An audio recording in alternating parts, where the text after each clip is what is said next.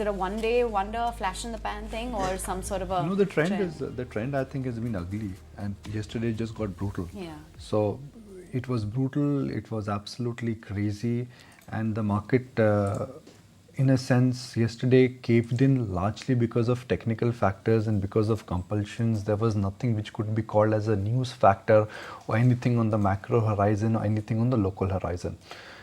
The breadth of the market completely dented, and the tone and the tonality of the market in a sense was completely damaged. So let's establish that how brutal the month of March has been, because for me that in a sense is a clear indication of where we stand. The month of March and the world now looks like a very different place. Let's look at that data, please. What's been okay, we don't have that data in the month of March.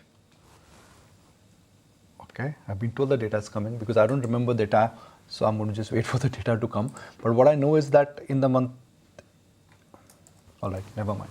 So it's been just one of those phases of the market where I guess the selling has been very, very, very exaggerated. Yeah, and I was just going through the data that actually one of the colleagues had sent, and it did say that it's one of the worst, March that we have seen, at least so far, if you go by the trajectory that we have at our hands for the moment, because this is the biggest single session fall that we had seen in small cap in the last couple of years. And even if you look at the mid-cap index, it's the biggest intraday fall that we have seen in the last couple of years. So Nifty small cap index is down 10.5% so far in the month of March, and that's the biggest monthly decline since February 2022. And the mid-cap index down 5% again since June 2022. This is the biggest single month decline we have seen so far. And remember, we are not even halfway through March. We're just sitting at 14th March right now. So let's see how it pans out the rest of the month as well. But talking about the broader markets, yes, they were completely in a free fall yesterday. It's the biggest intraday fall that I talked about in the last couple of years, and a lot of factors at play. Call it the regulators calling the froth in the market, the fact that the March seasonality is coming to play, or the fact that large cap valuations now look much more comfortable versus the mid-cap valuation, and that FIIs are probably putting money back into the FIIs. There is this pressure. But Nikunj, what should be the strategy going forward in the broader markets?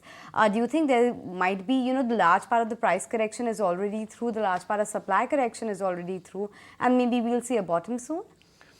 So Nisha, let's understand what triggered the market sell-off. The market sell-off was triggered largely because of the valuation froth and excesses which got created purely in terms of participation. The regulator in a sense came out and they spoke about risk management, and they generally raised a red flag in terms of if this entire mania in small and mid-cap stocks and especially SME stocks continues, it could really lead to a financial problem. That in a sense was a polite reminder that equity as an asset class has underlying risk in it. Fundamentally, nothing has changed. The macro position has not changed, but excesses in the market, I think, are getting weeded out. If you look at individual stocks, of course, if stocks are down 30 to 35%, it in a sense will be damaging, and it in a sense will have an impact both in terms of portfolio performance and individual NAVs.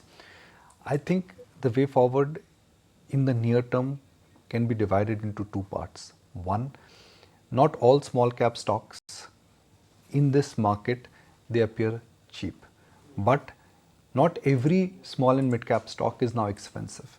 There are individual companies in the small and the mid cap space where I expect that the next couple of days bottom fishing actually will start. Markets are showing total signs of capitulation.